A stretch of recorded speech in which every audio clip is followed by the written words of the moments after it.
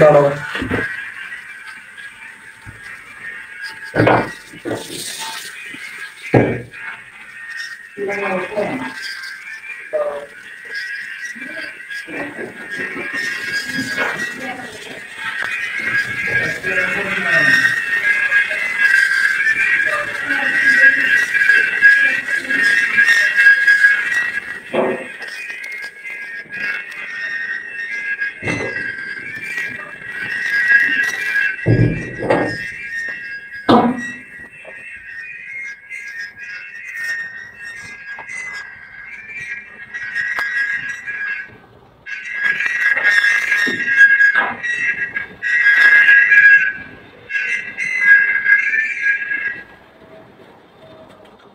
আরাফাত, সবকিছু ঠিকঠাক আছে কি এখন? জি ভাই। সবকিছু ঠিকঠাক আছে? কথাবার্তা সবকিছু আওয়াজ টাওয়াজ হইতেছে? আওয়াজ পাইতেছে এখনো? এক্সট্রা আওয়াজ আর কি, আমার কথা বাদে। না, নয় আসতেছে না। নয় আসতেছে না। ওকে। বাসায় করতেছে আমি রান্না, এখন প্রেশার কুকারে রান্না করলে সিজ দিবে, এই স্বাভাবিক, তাই না?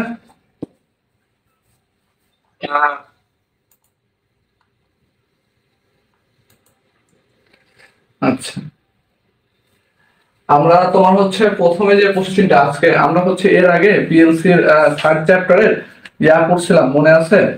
ওই যে তোমার আমরা গ্যাস ফ্যাক্টরের যে প্রমাণটা সেটা করেছিলাম, কিন্তু আমাদের ওখানে আরো দুইটা আলোচনামূলক ছিল, খুব ইম্পর্টেন্ট। ওই দুইটা হচ্ছে আমরা বলছিলাম যে আমরা একটু পরে দেখবো আর কি। তো আমরা হচ্ছে আজকে দেখবো যে একটি এলভিডিটি এর সংক্ষিপ্ত কার্যপ্রণালী বর্ণনা করতে বলছে আমাকে। তো এটা হচ্ছে বর্ণনা করতে গেলে আমাকে এলভিডিটি কি সেটা আগে জানতে হবে। এলভিডিটি হচ্ছে তোমার লিনিয়ার ভেরিয়েবল ডিফারেন্সিয়াল ট্রান্সফর্মার বলি আমরা। লিনিয়ার ভেরিয়েবল ডিফারেন্সিয়াল ট্রান্সফর্মার বলি আমরা। একটু দাঁড়াও।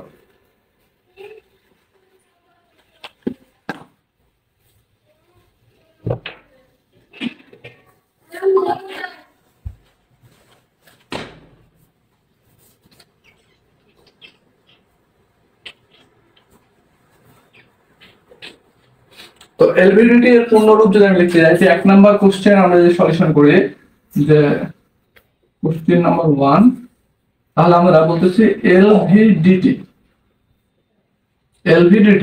এলভিডিটি কি বললাম আমি একটু আগে? Linear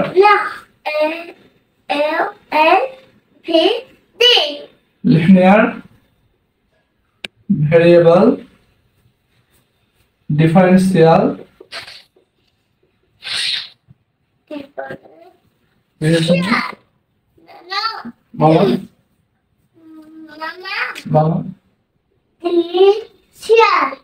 differential transformer.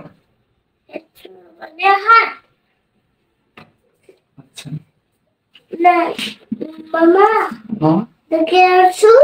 হ্যাঁ, ওটা তুমি নিবা? যাও, নিয়ে যাও, বাইরে খেলো।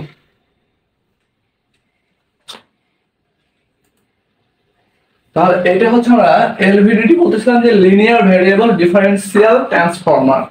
তো এটা আসলে কিভাবে আমাদের কাজ করে? এটা হচ্ছে মূলত কাজ হচ্ছে তোমার ইলেকট্রোমেকানিক্যাল ডিভাইস। তোমার এটা হচ্ছে একটা ইলেকট্রোমেকানিক্যাল ডিভাইস, হ্যাঁ, এলভিডিটি। তো যা হচ্ছে এটা কি করে, রৈখিক গতিকে বা কম্পনকে, রৈখিক গতি বা কম্পনকে বৈদ্যুতিক সংকেতে রূপান্তর করে।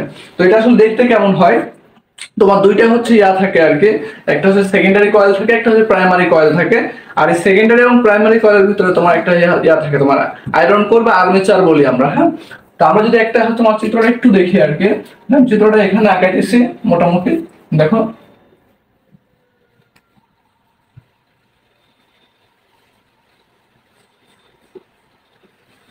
এটা হচ্ছে আমাদের বলতেছে, এটা হচ্ছে আমাদের প্রাইমারি কোর। এটা যদি আমি বলি প্রাইমারি কোর, তাহলে এখানে আমরা একটা ভোল্টেজ দিই, ভিএন দিলাম, এখানে আমরা একটা কয়েল দিলাম, এখানে একটা আমরা আয়রন কয়েল দিলাম। ওকে, আয়রন কয়েল দিলে এখানে তুমি, আমি যদি আরো দুইটা যদি মনে করো, হ্যালো হ্যালো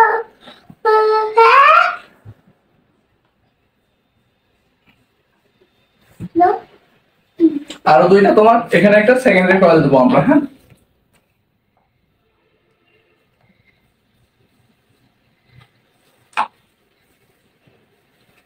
সেকেন্ডারি কয়েল দিলাম, এবার যাও। কি বলবো?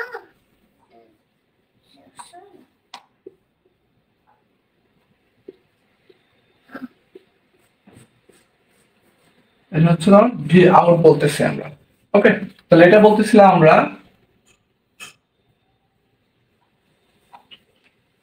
কি আছে?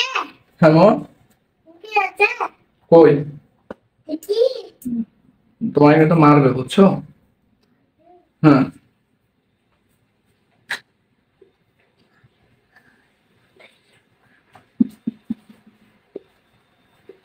Secondary coil.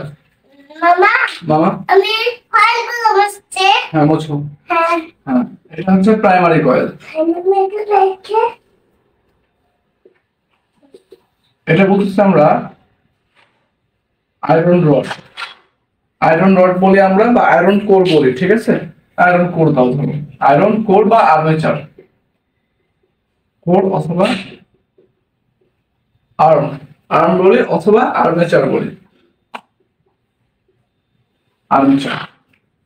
তো এটা হচ্ছে আমাদের সাম্য অবস্থায়, হ্যাঁ, এটা হচ্ছে আমাদের সাম্য অবস্থায়।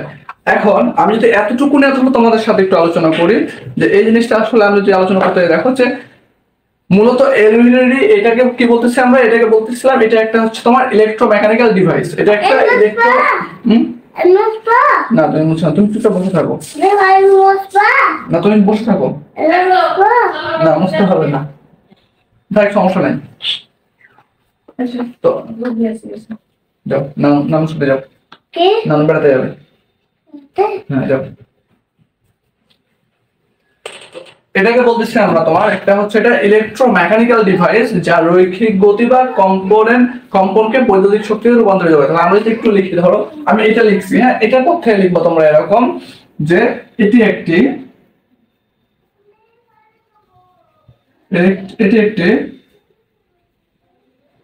ইলেকট্রোমেকানিক্যাল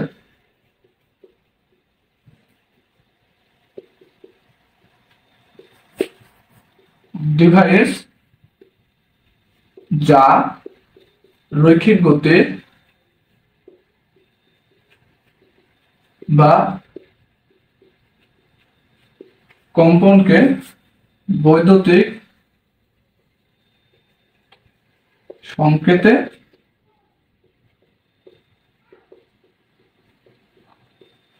রূপান্তর করে।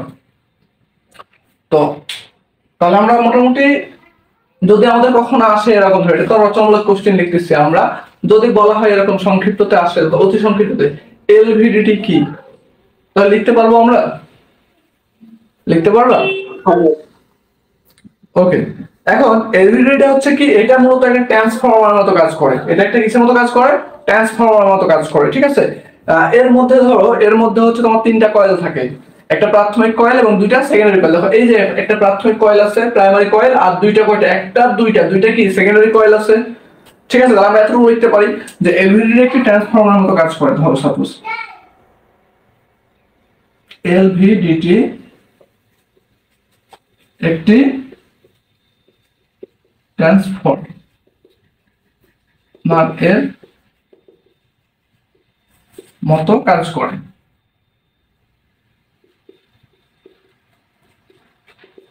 কাজ করে। তারপরে কি বলছে যে এটিতে আমাদের একটা হচ্ছে কি থাকে, এর মধ্যে 3টা কয়েল থাকে। এর মধ্যে কয়টা কয়েল থাকে? এর মধ্যে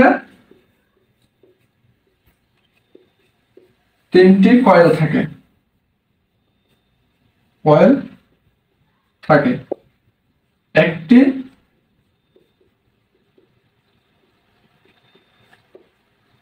প্রাইমারি কয়েল ও 2টি সেকেন্ডারি কয়েল। ওকে, তাহলে এতটুকু আমরা লিখতে পারবো। হ্যাঁ, তো এখন বলতেছে যে একটা ফেরোম্যাগনেটিক কোর এই কয়েলের মধ্যে চলাচল করতে পারে। এই যে বলতেছি না আমরা এটা আর্মেচার বা আয়রন কোর বলতেছি, এটা হচ্ছে কি আমাদের, এটা হচ্ছে কি, এটা ফেরোম্যাগনেটিক কোর এই কয়েলের মধ্য দিয়ে চলাচল করে। তো এই জিনিসটা, এই যে আমাদের আয়রন কোর, এটা কিন্তু চলাচল করে, বুঝছো? এটা হচ্ছে চলাচল করে, আমরা একটু সামনে গেলে বুঝতে পারবা। তাই বলছি একটা ফেরোম্যাগনেটিক কোর এই কয়েলের মধ্য দিয়ে চলাচল করতে পারে যখন, কখন চলাচল করতে পারে? যখন প্রাথমিক কয়েলে যখন তোমার এসি ভোল্টেজ প্রয়োগ করা হয়। এই যখন আমি কি করি, প্রাথমিক কয়েলে যখন আমি এসি ভোল্টেজ প্রয়োগ করি তখন কি হয়, তখন একটা চৌম্বকীয় ক্ষেত্র তৈরি হয়। তখন এখানে একটা চৌম্বকীয় ক্ষেত্র তৈরি হয় তোমার। তার ধর যদি এখানে একটা চৌম্বকীয় ক্ষেত্র দিই, আচ্ছা একটু অন্য কালি থাকলে ভালো হতো আর কি, সমস্যা নাই। দেখো এটা আমাদের চৌম্বকীয় ক্রিয়া তৈরি হয়েছে। তখন যদি এখানে চৌম্বকীয় ক্রিয়া তৈরি হয় ধরো, তখন এই যে এখানে চৌম্বকীয় ক্রিয়া তৈরি হবে, তখন এটা কি হয়, এটা হয় উপরে যাবে না নিচে যাবে, এটা চলাচল করতে পারে। ওকে, তো এখন যখন বলতেছে দেখো যে আমাদের যে যখন প্রাথমিক কয়েলে আমরা এসি ভোল্টেজ প্রয়োগ করি তখন একটি চৌম্বকীয় ক্ষেত্র তৈরি হয়। এই চৌম্বকীয় ক্ষেত্রটা কি করে, এটা হচ্ছে তোমার কোর দ্বারা, এই চৌম্বকীয় ক্ষেত্রটি কোর দ্বারা, এই যে কোর, এই কোর দ্বারা তোমার সেকেন্ডারি কয়েলগুলোতে স্থানিত হয়, মানে সেকেন্ডারি এই কয়েলগুলোতে কি স্থানিত হয়। তাহলে আমি কি বলতেছি, যখন আমি এখানে এসি সাপ্লাই প্রয়োগ করতেছি প্রাইমারিতে, তখন এই কোরের মাধ্যমে কি হয়, এই এসি সাপ্লাই যে ম্যাগনেটিক তোমার হচ্ছে চৌম্বকীয় প্রভাবটা আছে, এটা কোথায়, সেকেন্ডারি কয়েলে চলে আসছে, সেকেন্ডারি কয়েলে স্থানিত হয়, যার ফলে কি হয়, সেকেন্ডারি কয়েলগুলোতে ভোল্টেজ তৈরি হয়। ওকে, এতটুকু ক্লিয়ার হইছো? জি ভাই। আচ্ছা, তার মানে দেখো সহজ ভাষায় যদি বলি, যখন আমরা প্রাইমারি কয়েলে আমরা তোমার এসি সাপ্লাই দিই আর কি, তখন কি হয়, এটা তোমার তখন হচ্ছে এই কোরের মাধ্যমে আমাদের সেকেন্ডারি যেগুলো আছে সেইগুলাতে আমাদের কি তোমার স্থানিত হয় চৌম্বকীয় ক্ষেত্রটা, যার ফলে সেকেন্ডারি কয়েলগুলোতে আমাদের ভোল্টেজ তৈরি হয়। এখন কোরটা যখন, এই যে কোরটা এখন মাঝখানে আছে না, দেখো তো কোর যখন মাঝখানে থাকে তখন দুইটা সেকেন্ডারি কয়েলে সমান ভোল্টেজ তৈরি হয়। কারণ যখন কোরটা এখানে থাকবে তখন এইটা একটা, এইটা দুইটা সেকেন্ডারি কয়েল, এই দুইটা কয়েলের কি আমাদের ভোল্টেজটা সমান থাকবে বা সমান তৈরি হবে, যার ফলে কি হয়, যার ফলে তোমার আউটপুট ভোল্টেজটা কি হয়, শূন্য হয়, যার ফলে আউটপুট ভোল্টেজ কি হবে, শূন্য হবে। তার মানে যখন কোর মাঝখানে থাকবে তখন আউটপুট ভোল্টেজ কত হবে বলতে পারবা? না, দেখো এখানে যখন মাঝখানে, তার মানে কি এখানে ভোল্টেজ সেম, এখানে ভোল্টেজ সেম, দুইটাতে ভোল্টেজ সেম না? হ্যাঁ, বলছি দেখো যে কোরটা যখন মাঝখানে থাকে তখন দুইটা সেকেন্ডারি কয়েলে ভোল্টেজ কি হয়, সমান ভোল্টেজ তৈরি হয়, যার ফলে আউটপুট ভোল্টেজ সমান হয়। তাহলে আমার যখন দুইটা সেকেন্ডারি কয়েলে যখন সমান ভোল্টেজ তৈরি হবে তখন আমাদের আউটপুট ভোল্টেজ কত হবে, শূন্য হবে, মনে থাকবে? হ্যাঁ বুঝছি। ওকে, এখন বলতেছে যে কোরটি যখন, এই কোরটা যখন কি হবে, তার এই অবস্থান থেকে যদি সরে যায়, ধরো যদি আমার এই কোরটা উপর দিকে উঠে আসে, তাহলে আমার কি এই সেকেন্ডারি কয়েলে হচ্ছে ভোল্টেজ বেশি ক্রিয়েট হয়েছে, আর এখানে কম, এই জন্য কি হয়েছে, এই টান দিয়ে উপর নিয়ে গেছে, তাই না? তার মানে বলছে যখন কোরটা যখন তার অবস্থান থেকে সরে যায়, মানে এই নিউট্রাল অবস্থান থেকে যখন সরে যায়, তখন কি একটা সেকেন্ডারি কয়েলে বেশি ভোল্টেজ এবং অন্যটাতে কম ভোল্টেজ তৈরি হয়। এই ভোল্টেজ পার্থক্য কি করে, কোরকে স্থানচ্যুতির পরিমাণের সমানুপাতিক। এই ভোল্টেজ পার্থক্য কি কোরের স্থানচ্যুতি, কোর কতটুকু স্থান আমাদের মানে সরে গেছে এটার সাথে কি সমানুপাতিক। ওকে, আমি তোমাদের এটা কিন্তু যেটুকু পড়াইতেছি এটা কিন্তু আমি মনে করি তোমাদের হচ্ছে দিয়ে দেবো, মানে সুন্দর করে পিডিএফ করে দিয়ে দেবো আজকে ক্লাস শেষে। ওকে, ওই মানে লেখাটা না মানে হ্যাঁ। বর্ণনা এটা। হ্যাঁ, বর্ণনাটা আর কি, কারণ বর্ণনা এখানে ধরো লিখলে তোমাদের সময় বেশি নষ্ট হবে, বোঝা গেছে? এর চাইতে দিলে বেটার হবে। হ্যাঁ, তুমি হচ্ছে এটা আগে বুঝো ভালো মতো, দেন হচ্ছে আমরা তো ওটা করতেই পারবো, তাই না? জি ভাই। ওকে, এখন বলতেছে যে আমাদের তাহলে বললাম কি, আমাদের যখন একটাতে ভোল্টেজ আমার বেশি হয় প্রাইমারি তোমার সেকেন্ডারি কোয়েলে, তখন হচ্ছে কি ওইটার দিকে আমাদের কোরটা চলে যায়। তো বলতেছে এই চলে যাওয়ার ফলে, এই যে ধরো যে আমি যদি আরেকটা একটা ফিগার আঁকাই তোমাদের এখানে, যে আমি এই ফিগারটা এখানে আঁকাইতেছি, ধরো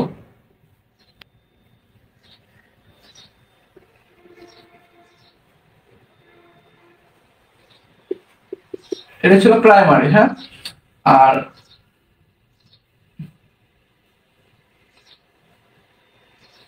এটা ছিল আমাদের সেকেন্ডারি। একটা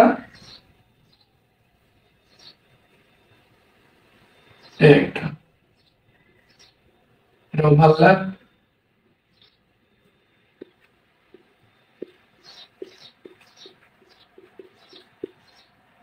এখন ধরো আমাদের এই কোডটা এই জায়গায় চলে আসছে, এই কোডটা এই জায়গায় চলে আসছে। তো দেখো এটা হচ্ছে কি আমাদের আর্মেচার বা কোর, এটা হচ্ছে আমাদের কি ছিল, প্রাইমারি কয়েল পিসি লিখলাম, হ্যাঁ, প্রাইমারি কয়েলকে পিসি লিখলাম আমি সংক্ষেপে, এখানে লিখছি ওই জন্য। এটা ছিল আমাদের কি সেকেন্ডারি কয়েল এসসি। তো এখন দেখো তাহলে আমাদের এই যে এখানে দুইটা, একটা হচ্ছে এটা হলো 1 নম্বর, এটা 2 নম্বর। এখন বলো এখানে যে 1 নম্বরে ভোল্টেজ বেশি হচ্ছে তৈরি হয়েছে না 2 নম্বরে ভোল্টেজ বেশি তৈরি হয়েছে? একে, মানে একের ভোল্টেজ বেশি তৈরি হয়েছে বিধায় কি আমাদের কোরটা একের দিকে চলে গেছে, তাই না?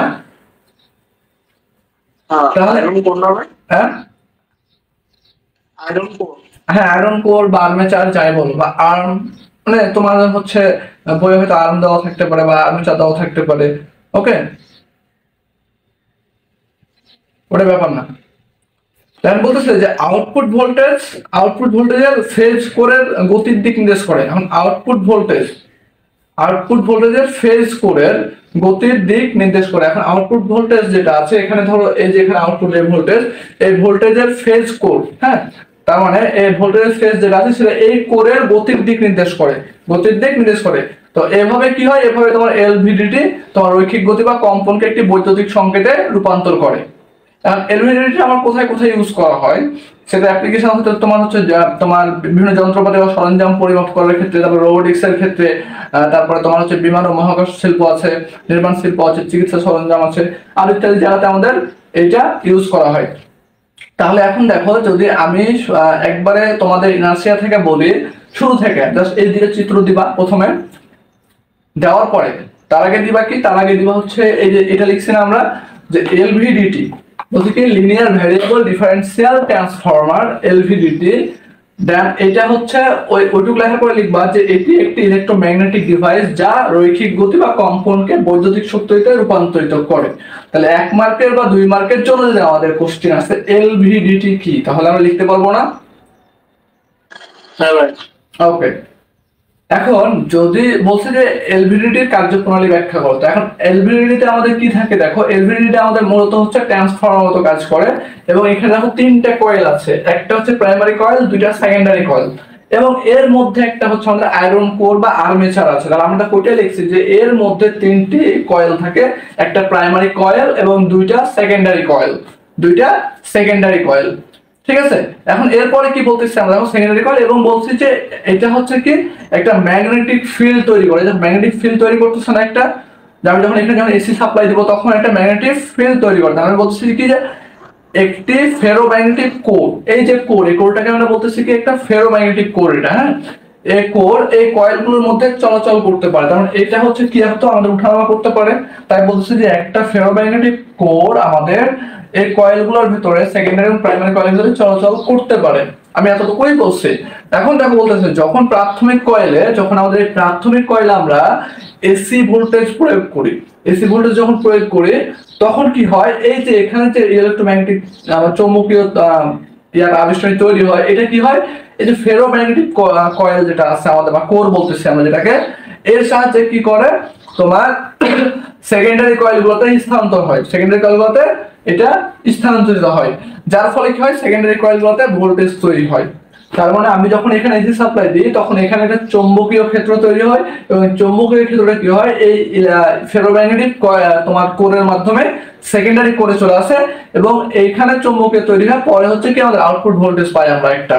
তো এখন বলতেছে যখন এই কোরটা, এই যে এই কোরটা যখন আমার এখানে একবার নিউট্রাল পজিশনে থাকে, তখন বলতেছে আমাদের যে এই সেকেন্ডারি ভোল্টেজের হচ্ছে তোমার মান একবার সমান, দুইটা সেকেন্ডারি ভোল্টেজের মান সমান, যার ফলে কি হয়েছে, যার ফলে তোমার আউটপুট ভোল্টেজটা শূন্য হয়, যার ফলে আউটপুট ভোল্টেজটা শূন্য হয়।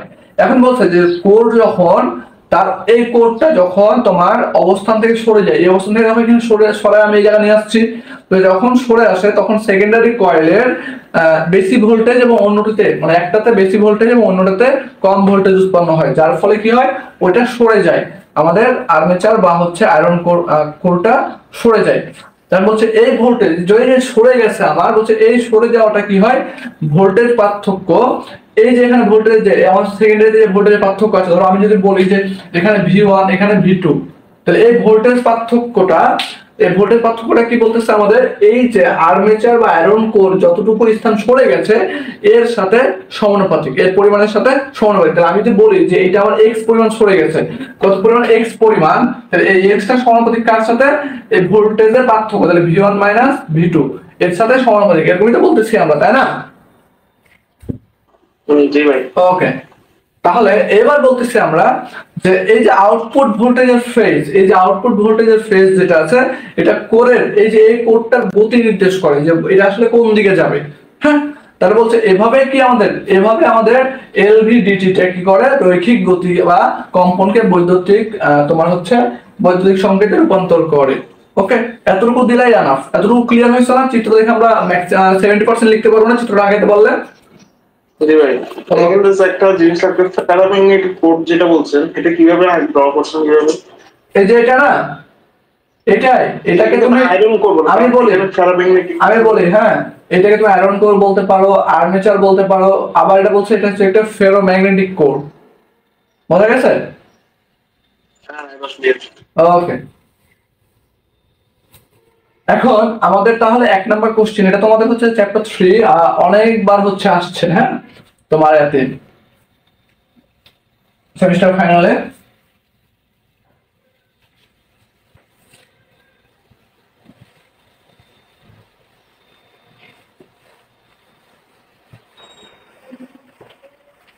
তোমরা তো আসলে অনলাইনে ক্লাস খুব মানে লাইভ ক্লাসে খুব কম শুনতে হবে, তো লাইভ ক্লাসে আমার একজন স্টুডেন্ট আছে বুঝছো, এই যে একটু আগে আসছিল না, তো প্রতিদিন ক্লাস 9 সময় আসে, কেউ আসো আর না আসো।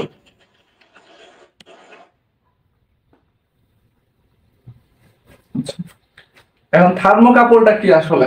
থার্মোকাপল হচ্ছে এই যে তোমার আমরা কি করি, থার্মোকাপল দিয়ে কি করি বলো তো?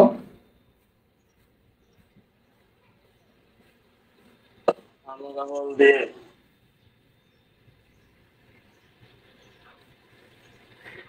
থার্মোকাপল হচ্ছে তোমার একটা তোমার তাপমাত্রা সেন্সর, একটা এক কথায় শেষ। থার্মোকাপল হলো একটা তাপমাত্রা সেন্সর যা দুইটা ভিন্ন ধাতু, যা দুইটা ভিন্ন ধাতুর তারের সংযোগ স্থলে ব্যবহার করে তাপমাত্রা পরিমাপ করা হয়। হ্যাঁ, তো থার্মোকাপলের যদি তুমি হচ্ছে থার্মোকাপল নিয়ে কথা বলতে যাও, থার্মোকাপলের প্রথমে যেটা বললাম যে এটা হচ্ছে একটি তাপমাত্রা সেন্সর, এটি হলো থার্মোকাপল কি তাপমাত্রা সেন্সর। থার্মোকাপল হলো একটি তাপমাত্রা সেন্সর যার দুইটা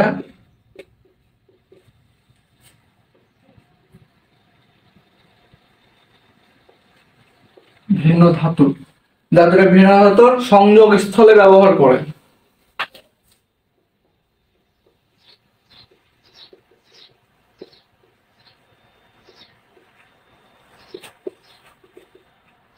ব্যবহার করে তাপমাত্রা কি করে, তাপমাত্রা পরিমাপ করে, তাপমাত্রা পরিমাপ করে।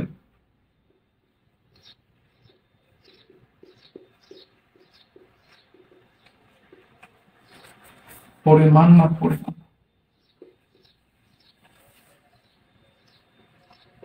করে।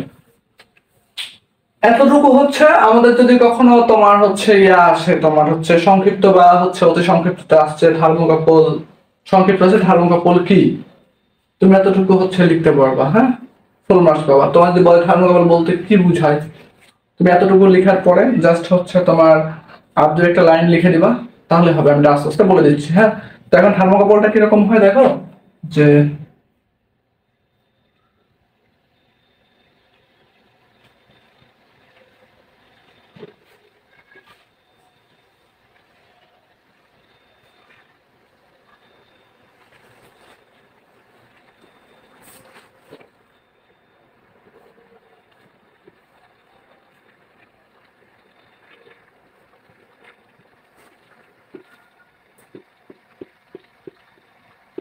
ধরো একটা মিটার লাগা আছে, এটাকে আমরা বলছি যে কোল্ড, আর এটা হচ্ছে আমাদের হট, গরম সাইড বা হট জংশন বলি আমরা, হ্যাঁ, হট জাংশন বা হট বডি বা কোল্ড বডি জাংশন। আর এটা হচ্ছে কোল্ড জংশন, কোল্ড জংশন না, সেই জংশনটা বাইরে লিখলাম, হ্যাঁ, কোল্ড জংশন। এখন ধরো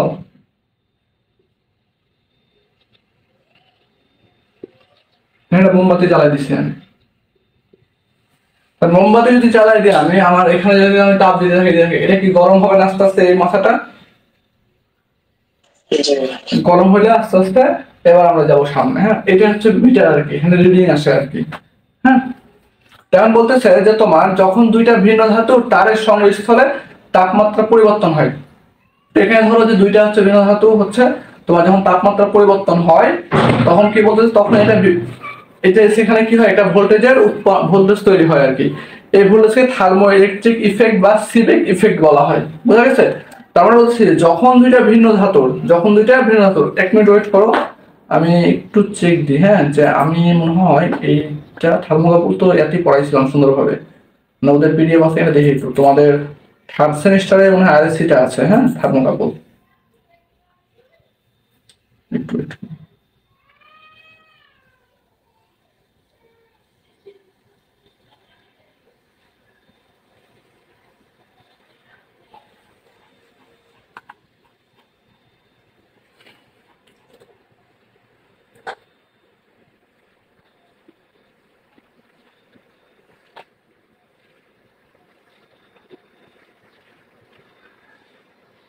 steam jet refrigeration system, dry ice, expandable, thermoelectric refrigeration, electric plate, voltage, expandable। না, ওদের হচ্ছে থার্মোকাপল কি শুধু সেটা ছিল, কার্যপ্রণালী ছিল না, হ্যাঁ। এখন বলতেছে যে তোমার যে দুইটা হচ্ছে ভিন্ন ধাতুর তারের সংযোগস্থলে তাপমাত্রা পরিবর্তন হয়, তাপমাত্রা কি হয়, পরিবর্তন হয়, তখন সেখানে একটা ভোল্টেজ তৈরি হয়। তাহলে আমরা কি বলতেছি যে যখন, আচ্ছা আমি লিখতেছি না, হ্যাঁ, তোমাদের এটাও মোটামুটি হচ্ছে একটু গুছিয়ে তারপরে দিয়ে দেবো আর কি। তো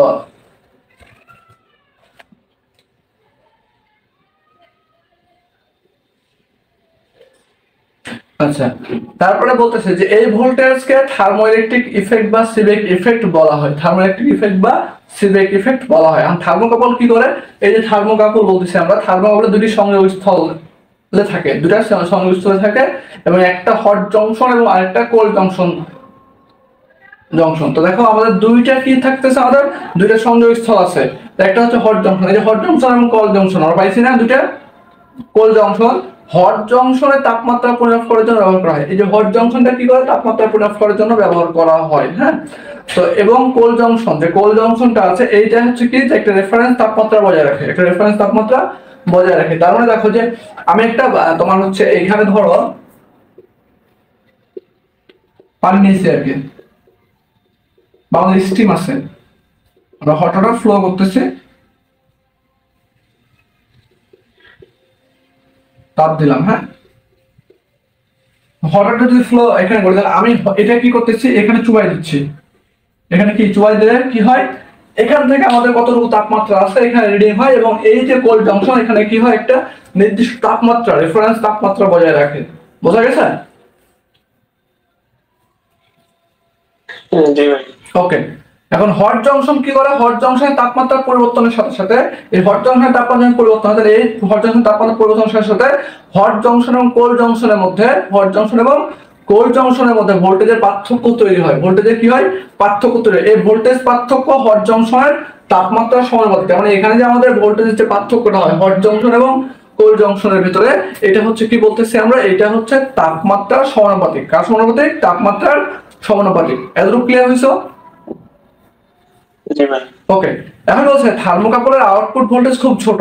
তোমার এই থার্মোকাপলের আউটপুট ভোল্টেজটা কি আমাদের অতি নগণ্য বা খুব ছোট হয়। তার মানে কি হচ্ছে যে পরিবর্তনের সাথে আচ্ছা ছোট, তাই এটা কি এটা পরিমাপ করার জন্য একটি বিশেষ পরিমাপ যন্ত্র ব্যবহার করা হয়। এটা কি হয়? একটা বিশেষ পরিমাপ যন্ত্র ব্যবহার করা হয়। এখন থার্মোকল কোথায় ব্যবহার করা হয়? থার্মোকল ধরো বিভিন্ন শিল্প, তারপর বৈজ্ঞানিক অ্যাপ্লিকেশনে ব্যবহার করা হয়। যেমন ধরো শিল্প প্রক্রিয়া নিয়ন্ত্রণের ক্ষেত্রে ইউজ করা হয়, তারপরে তাপমাত্রা পরিমাপের জন্য ওভেনে ইউজ করা হয়, গ্যাস হিটারে ইউজ করা হয়, তারপরে তোমার পাওয়ার প্ল্যান্টে ইউজ করা হয়, ধাতু গলানো চুল্লিতে ইউজ করা হয়। বোঝা গেছে?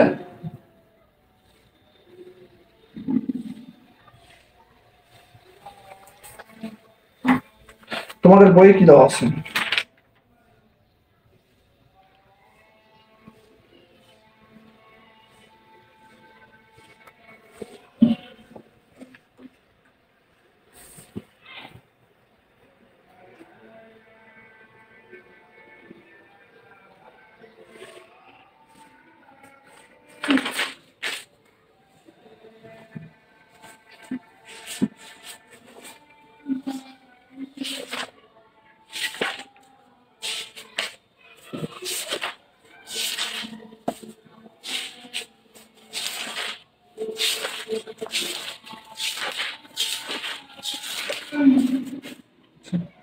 তো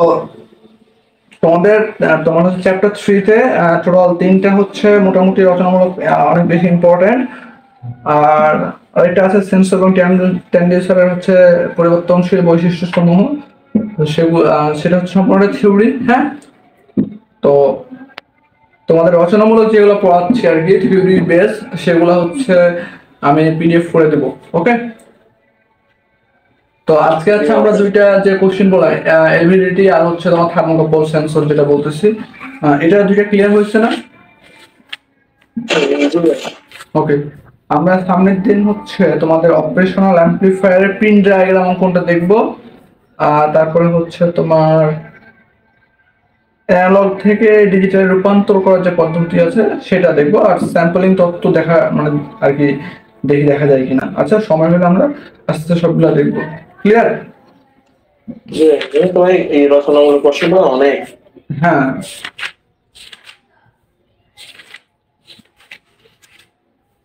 একটু প্রমাণও আছে দেখতেছি।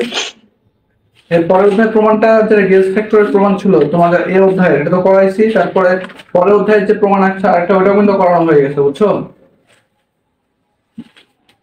4 অধ্যায়ের যে প্রমাণ আছে না, জি, ওটা কিন্তু করানো আছে। ডিফারেন্সিয়াল অপারেশনাল অ্যাম্পলিফায়ারের ক্ষেত্রে দেখা output voltage gain R2/R1 del V, এটা করানো আছে কিন্তু।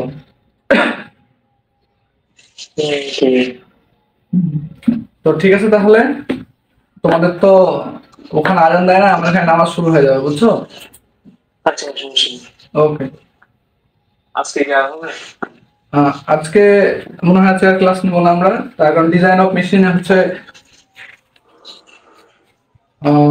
তোমাদের তো কালকে ক্লাস আছে কি? অনুযায়ী আমরা ডেট অনুযায়ী দিচ্ছেন যে প্রতি কুইজে যেটা থাকবে এটা তো আর বলা নেই। আচ্ছা,